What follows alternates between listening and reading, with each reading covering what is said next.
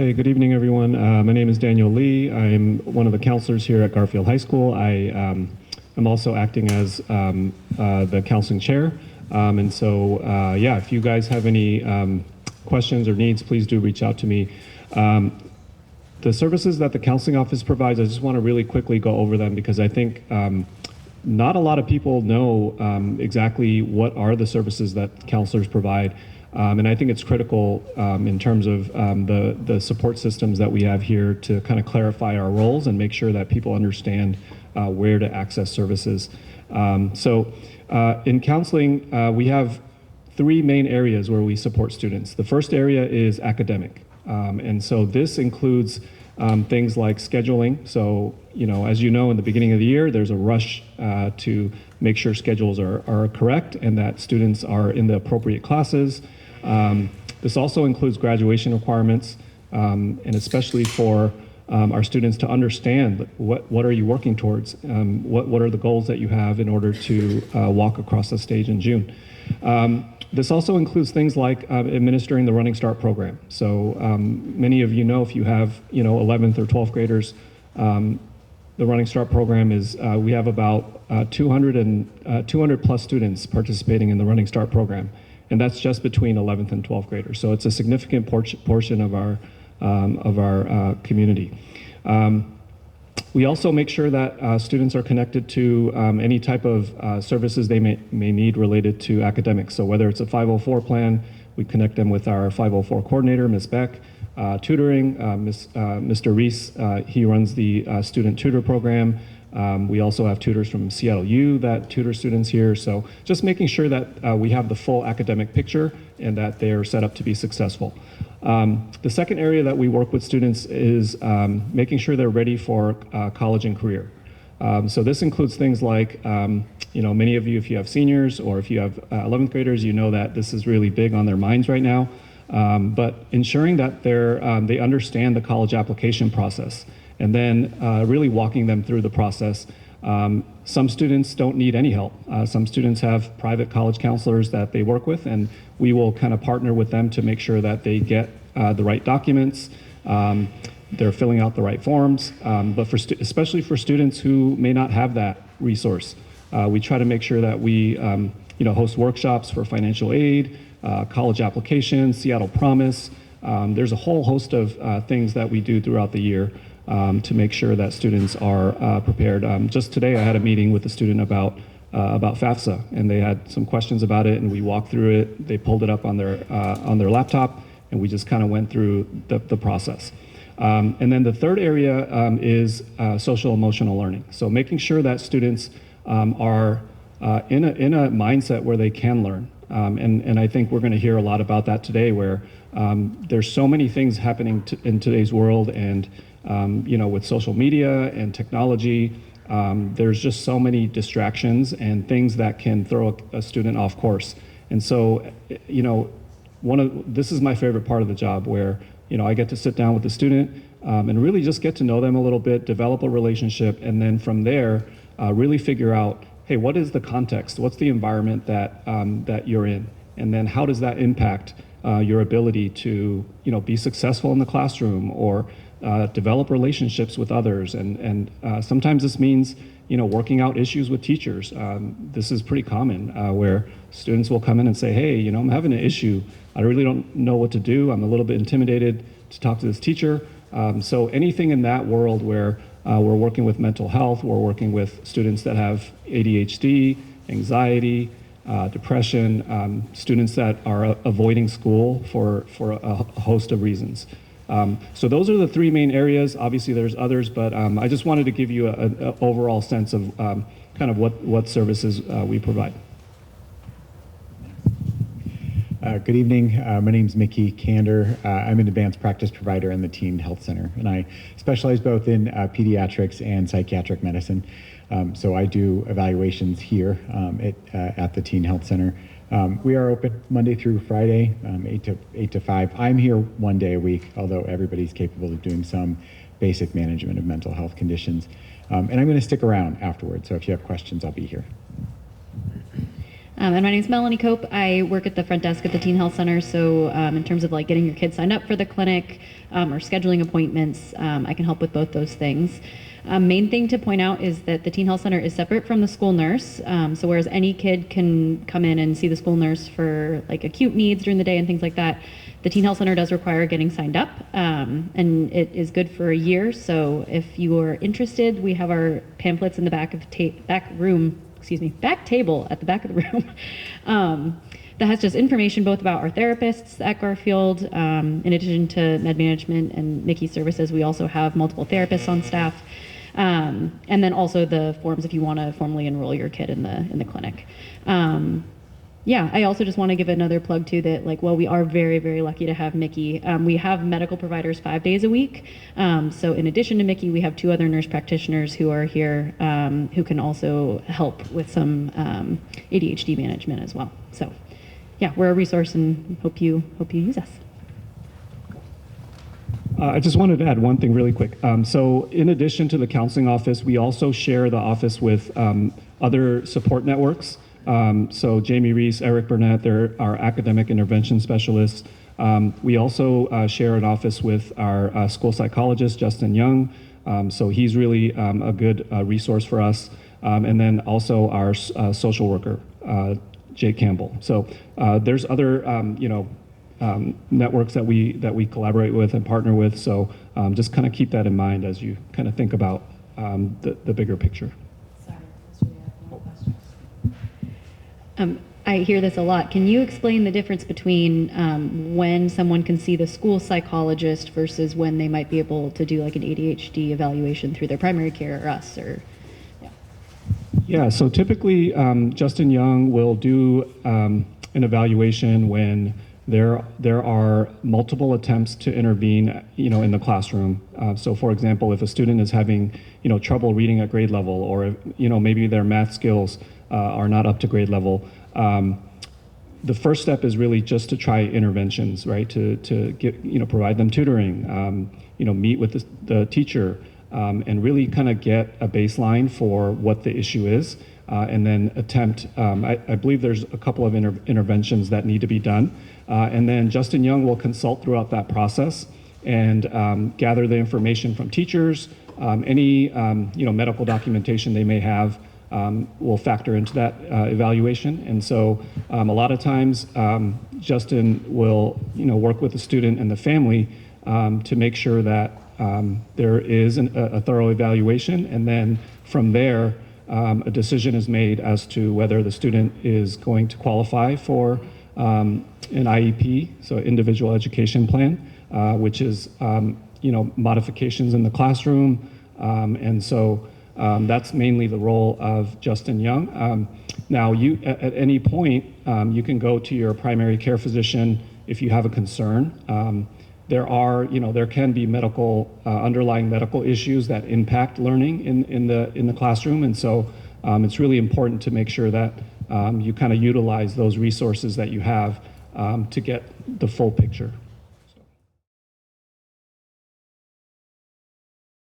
Thanks for letting me speak with you guys today. I'm going to talk a little bit about ADHD and executive functioning. I'm casting a little bit of a broad net, kind of intentionally, hoping that it's semi-relevant to most folks here, even if you don't have a child with ADHD or suspected ADHD. What ADHD is just a cluster of symptoms related to inattention, which you see here, hyperactivity and impulsivity too. You'll notice that the way that our diagnostic manual is written is very much based on little boys mostly. And so that hyperactive side in particular in adolescents and adults, it tends to turn more toward an internal feeling of restlessness, or impulsivity is also a much broader net than what we diagnose in the DSM. You may have also noticed as you were checking out those symptoms that a lot of that is kind of normal, right? All of us have some degree of fluctuation or dysregulation in our attention throughout the day or throughout our life. All of us, to some degree, may be a little bit more active than the average person, and we all have kind of typical differences in our impulse control too. And so When you should be concerned about possible ADHD is if you think about your child's developmental trajectory and you think, this feels like a lot more though than what would be normal, especially if you've been getting feedback from teachers since preschool, late elementary school, and things are just getting worse as they get older. Of course, the symptoms have to be present for a long time, but for most folks who meet diagnostic criteria for ADHD, they're present for a lot longer than 6 months. We also want to see symptoms in more than one setting, which typically in an evaluation, we're looking at home and school. But symptoms have to be present in both settings. They don't necessarily have to be present at super impairing levels in multiple settings, especially for kids who have maybe made it to high school without a diagnosis. They may have enough ability to kind of compensate, get themselves through the day. And also, high school teachers just don't have as much time to observe kids as kindergarten teachers do, for example. The other piece here is that we're really looking for significant problems in functioning, where you feel like it's interrupting your life in some way. So some common domains that I hear when I do evaluations with adolescents is in family settings. There's a lot of arguments. They feel like their caregivers are always nagging them or getting on to them for things that they didn't do, but they definitely did it, or feeling like they're kind of always in trouble. Things aren't really fair. Socially, that impulsivity can really show up too, so they may kind of say things they regret or have a hard time maintaining friendships, even if they're really social and good at making friends.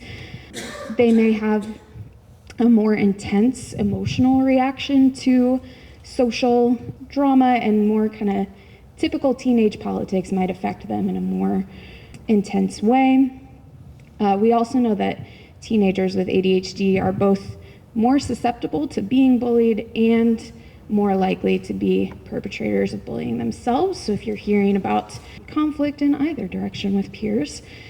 And in this developmental period too, all teenagers to some extent are faced with peer pressure. Kids with ADHD may be even more likely to be the kid that'll try anything once or be peer pressured into things. So those might be kind of social impairments you're looking out for. Academically, a kid who's not living up to their potential in some way, if they're missing out on extracurriculars because of their grades or behavior. Or I often will ask a question of like, do you have homework? Yeah? Okay, how does homework usually go in your house? And if a high schooler still has an adult sitting down with them for the duration of homework, and they're spending a lot of hours every week or every night, that's usually a cue to me that something is happening there. I also will ask folks about, how often are teachers reaching out to you? Again, in the context of how busy high school teachers are, how many students they have. If you're getting individual reaching out to you about your child, something may be going on. Or if you're, getting a lot of disciplinary action, notifications, lots of tardy skipping, things like that. Those may all be some indicators of problems in functioning. The other piece of figuring out whether it's ADHD or something else is that pretty much every mental health diagnosis and a lot of other things can cause problems with attention, feelings of restlessness, and challenges with impulse control. And so we know that life stress, transitions like the transition to high school, or looking toward the transition to college or the job market, those are all big stresses. You'll also notice I have a non-exhaustive list here of other mental health concerns that can overlap with ADHD. They can all also co-occur with ADHD. So it's tricky. If you've got questions, and if you're thinking, I don't know if it's ADHD or not, this is why we do evaluations, because it's a big process. And so we have to rule a lot of things out.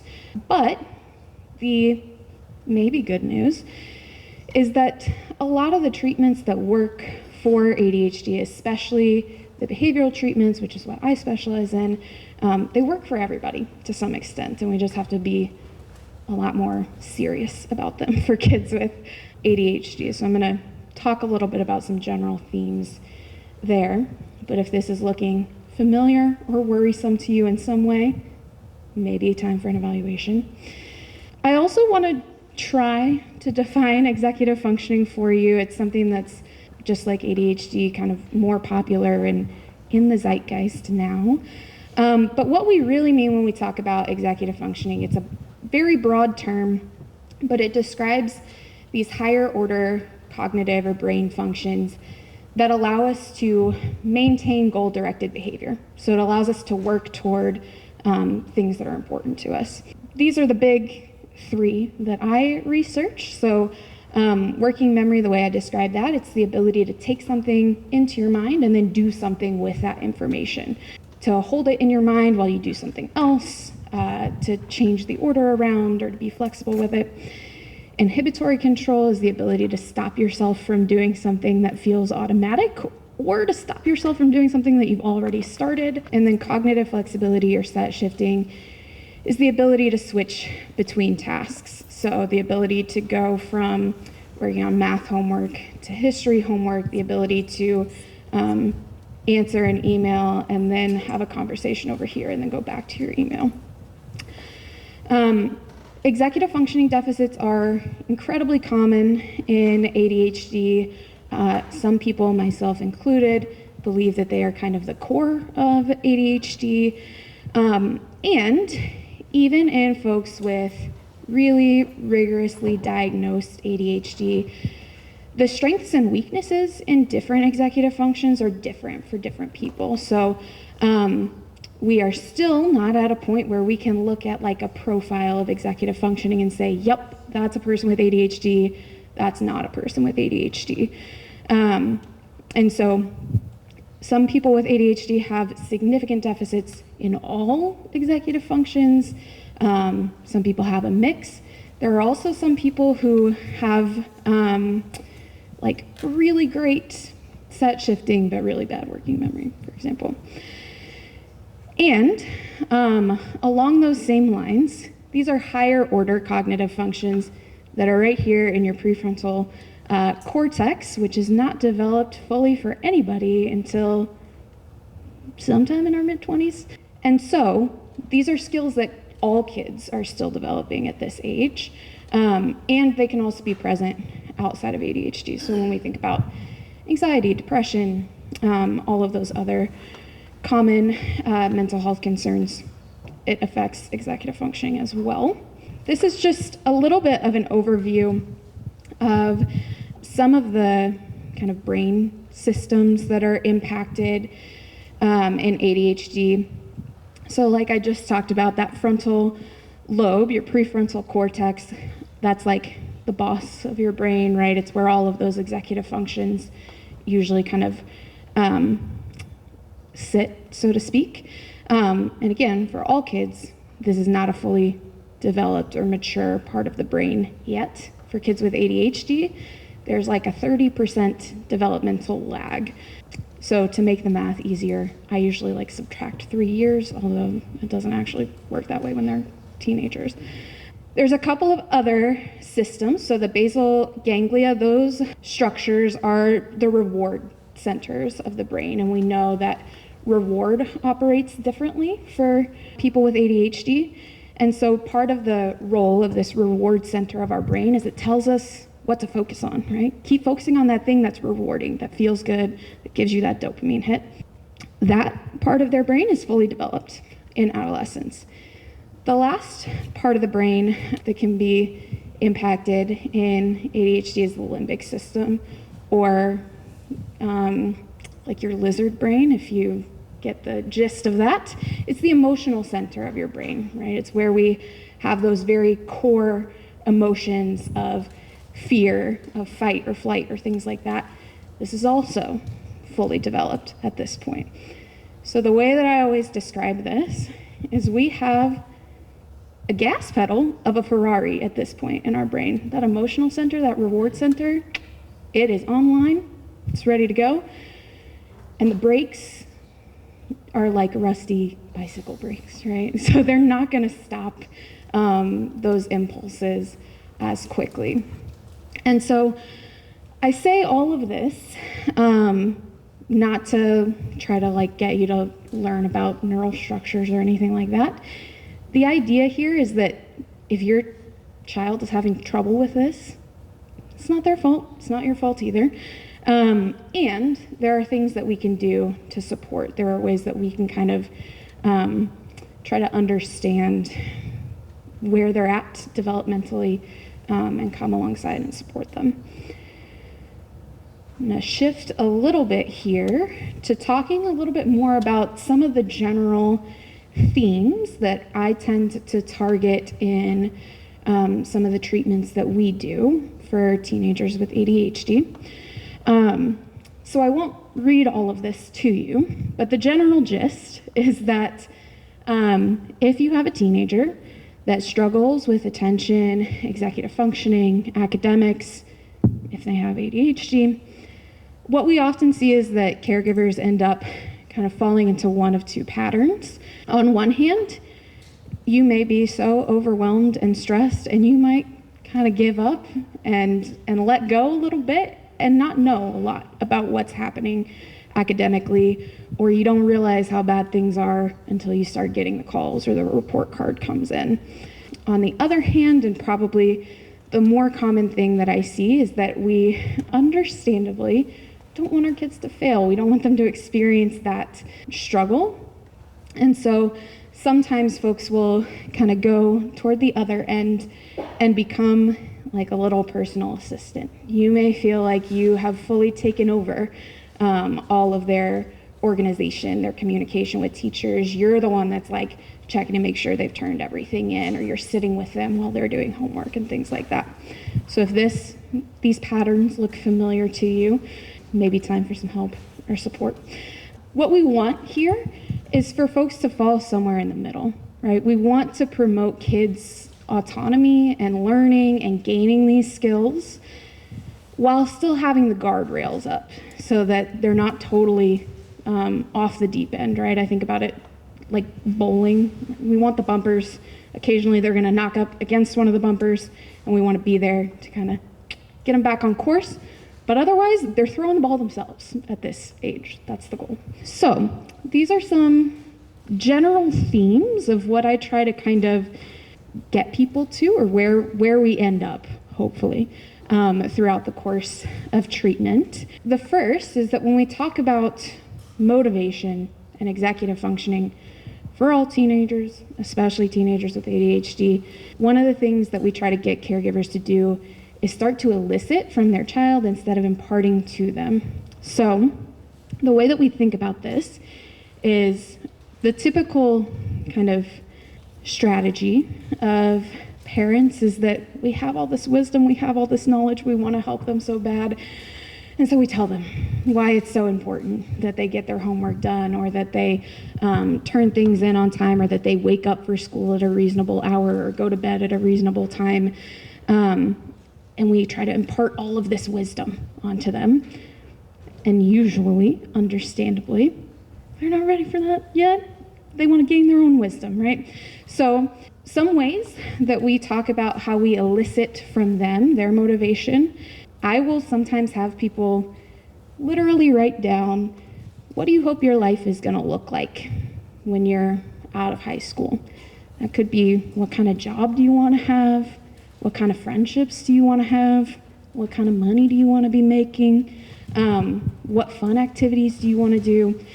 Have them envision their life. If they can't think after high school, bring the deadline closer. How do you want your life to look at the end of this semester? Do you want your life to look like you're cramming for a couple of weeks, or do you want to feel like you're coasting at the end of the semester? And then caregiver does the same thing.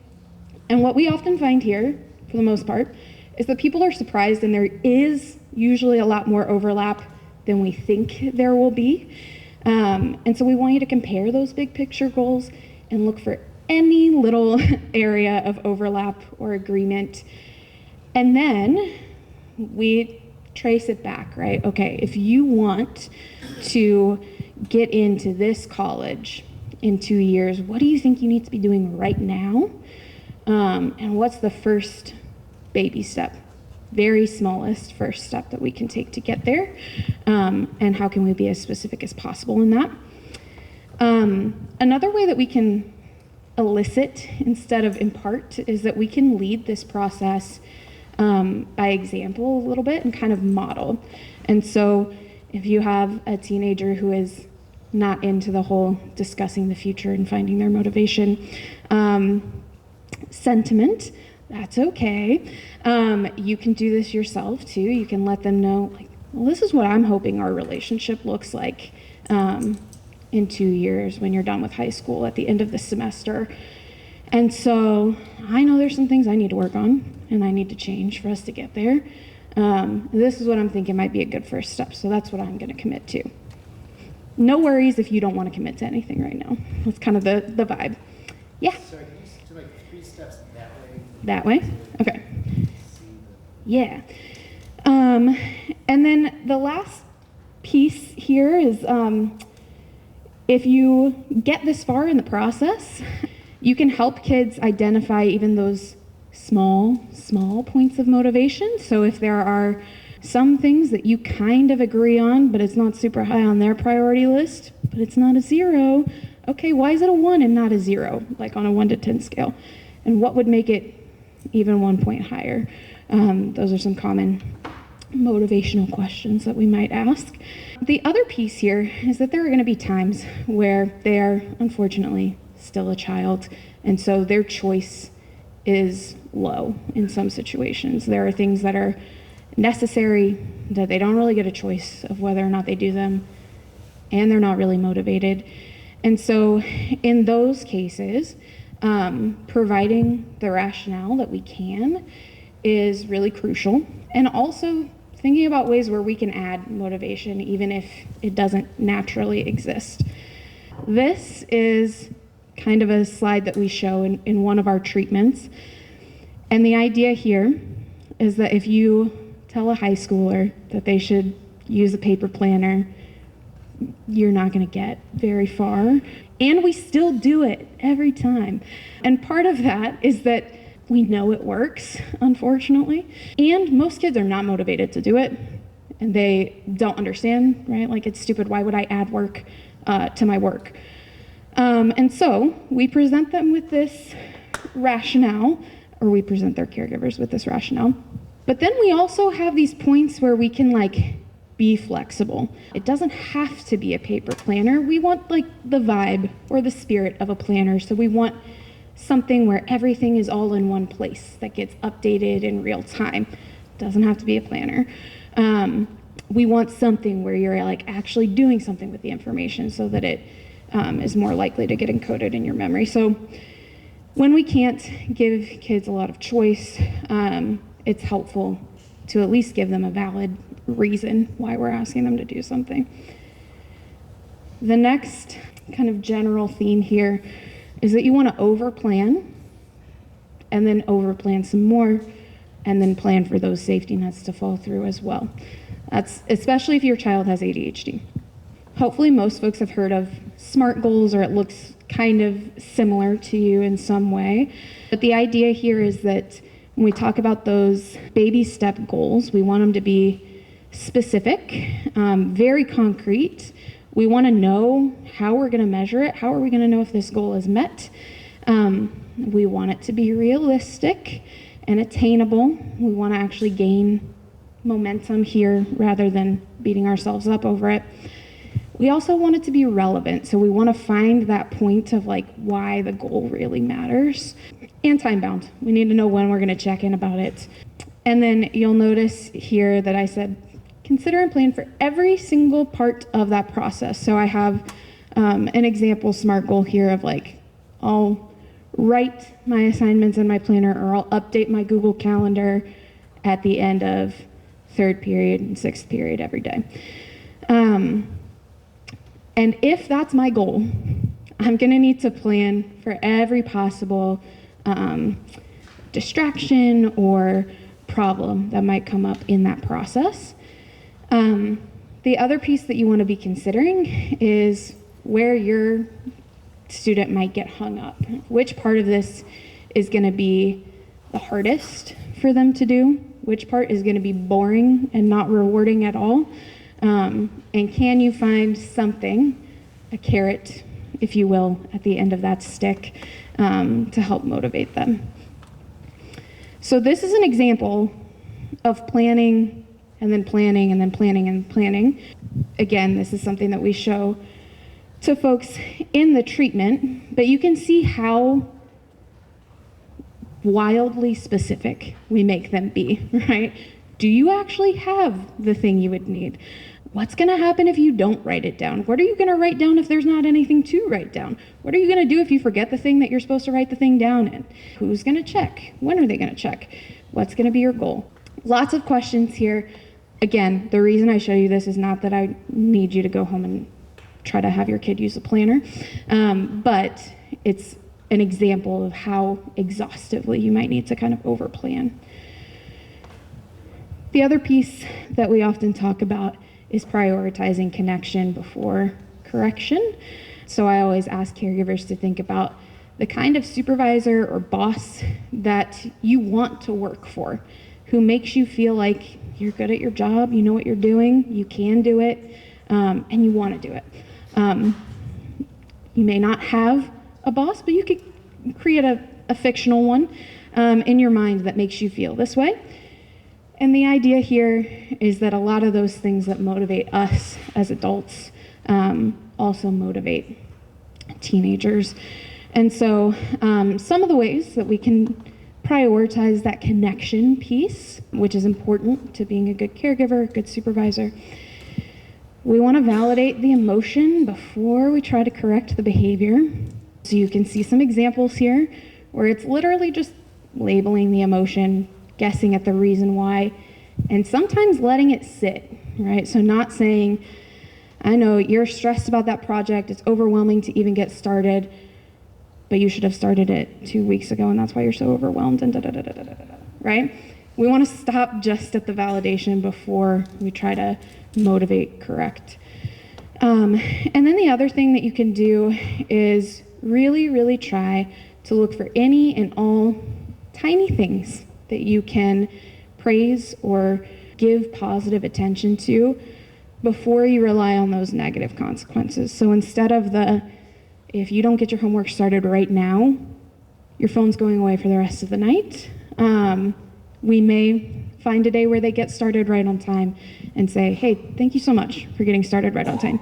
Even though that's an expectation, even though it may be hard for us to catch those things, we want to find those things that we can give positive attention to and prioritize that over the negative attention. I also had some folks ask about prepping for life after high school. I think some of these things are important for all kids. For context, I also used to do ADHD evaluations with college students, and so some of this is related to my experience there. The thing that you want to remember is that these executive functions, regardless of if your child has ADHD or not, they're skills, and they're things that require sometimes very explicit instruction of this is how you do this thing, this is how you break it down, and a lot of practice. If you have a child with ADHD, they need exponentially more practice and repetition than their typically developing counterparts, and so give them those opportunities to practice. We don't take away all the guardrails at once, right? Autonomy is a thing that builds over time, and especially if you find yourself falling into that personal assistant trap, one thing I often encourage folks to do, especially when they come to me and they've got a junior or a senior and they're like, oh, but Nicole, how do I get them to actually do their homework or show up to school on time? I might, instead of giving them a perfect tip or trick, ask what you can let go of or what they might be able to fail a little bit while they still have the ability to have adult support and while the consequences are hopefully a little bit less permanent. This is a non-exhaustive list of some important skills that I think kids should start practicing in high school. Making phone calls or like making appointments online, learning how to keep track of those things, creating a plan for your day or your week that doesn't just include school stuff. So like, when do you do your laundry to make sure that you have clean clothes? When do you stop by the grocery store so that you're not starving? Also really important, if you do have a child with ADHD, anxiety, depression, if they take medication, if they have an IEP or a 504 plan, they gotta know that. So we want them to know the basics of their health history, their academic history. There may also be a point at which they start kind of storing their own records after high school and talking with them about like where we put the important papers and how we make sure we don't lose them. And then identifying ways to get help. So especially for those of you with older high schoolers, if you are at this point of like, ooh, I really think they need help, I'm gonna get started on that.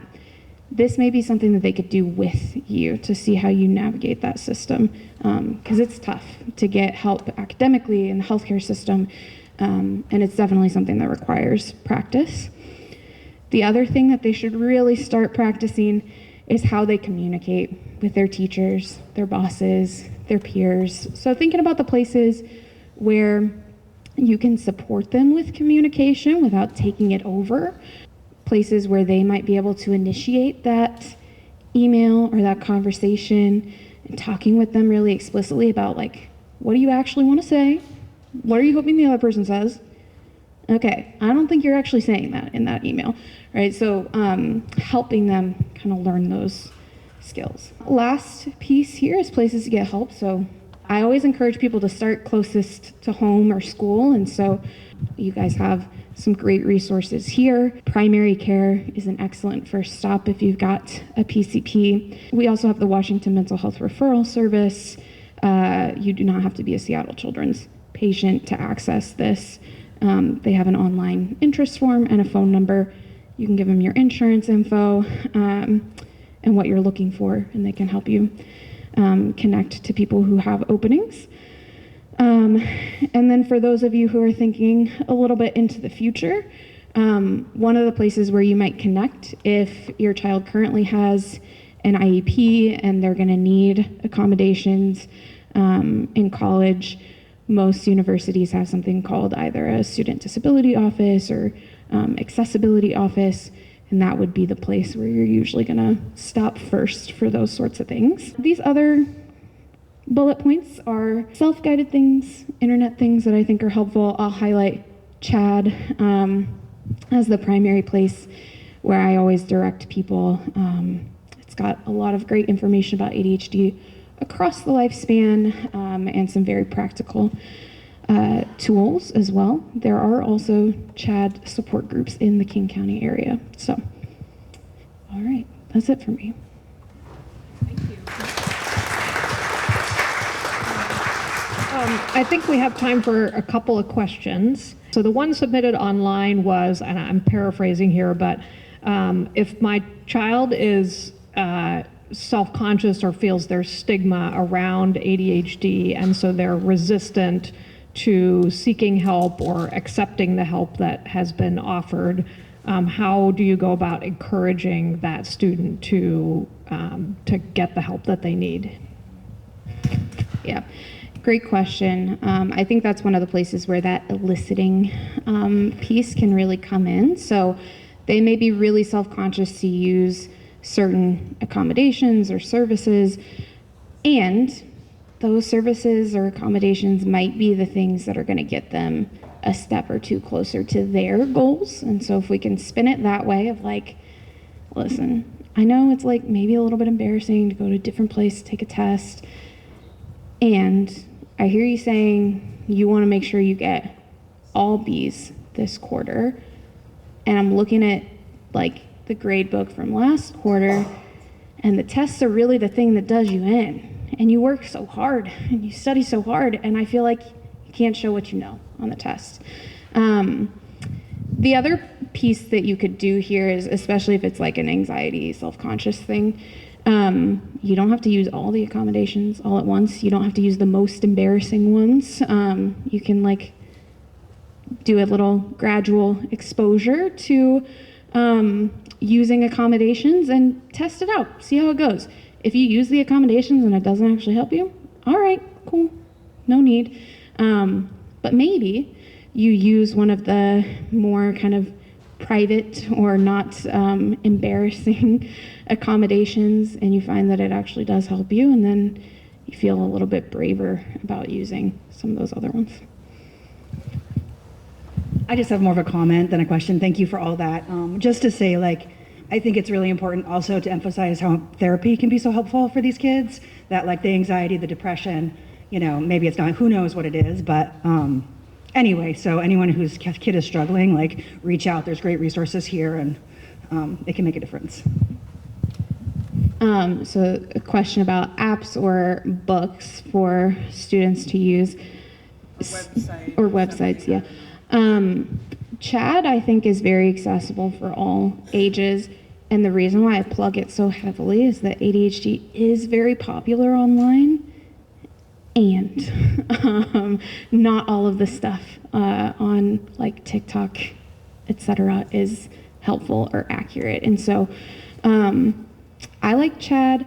I think, you know, if we're talking like organizational skills, finding the app that works best for them, that they're willing to use, whether it's like a calendar app or there's plenty of planner apps. I'm kind of boring and I just use Outlook for everything, which I don't find that most high schoolers are into. There are also some apps where you can kind of like gamify your boring tasks in a way. Finch is an app where it's kind of like Tamagotchi for those of you who had those, where you can put tasks like getting your homework done, getting your laundry done, whatever, and you can earn little fun things for a cute little bird, so you can like dress them up and feed them and do fun things like that, and gamify your life. So I like that app, and some of the teens I work with also do. I get a lot of students that have both symptoms of ADHD as well as anxiety, and they can look like each other. So for example, what Nicole mentioned earlier was that when we do an ADHD evaluation, we have to rule out a lot of other stuff, but anxiety being the top one, and academic anxiety in particular.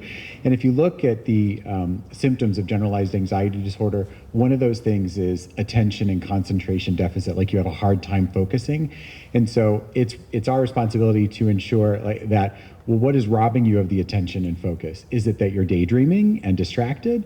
Or is it that you only have enough mental real estate up here and you're worried about the exam you have to take, or who you're gonna go to prom with, or like all of the other stuff that I don't, at my age of 50, I don't care about anymore, but like it's so important to these kids about what they see on TikTok. So it's mostly that.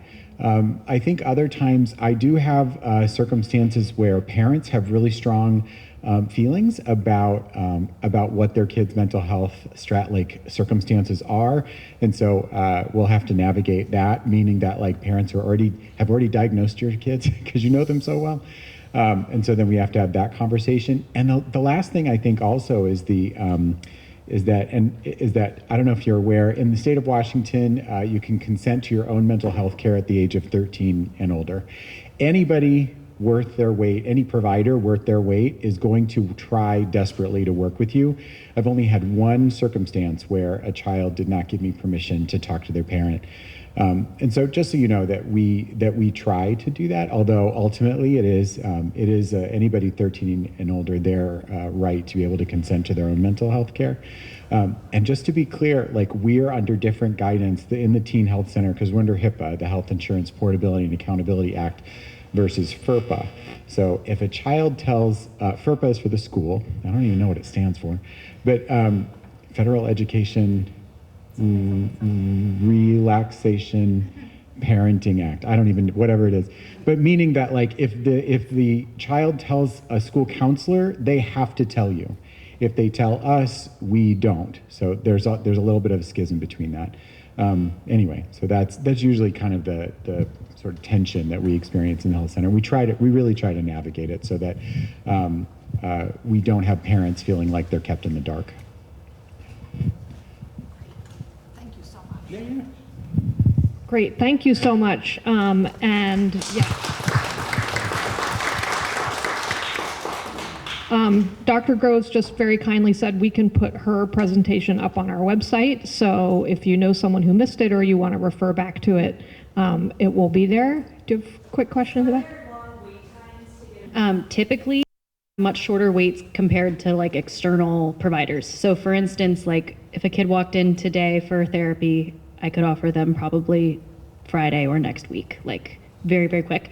For Micky, his first available is, I believe, 3 weeks from now, which still, like, that's not bad compared to a lot of other places. So typically we do have a fair amount of flexibility with scheduling and are available sooner.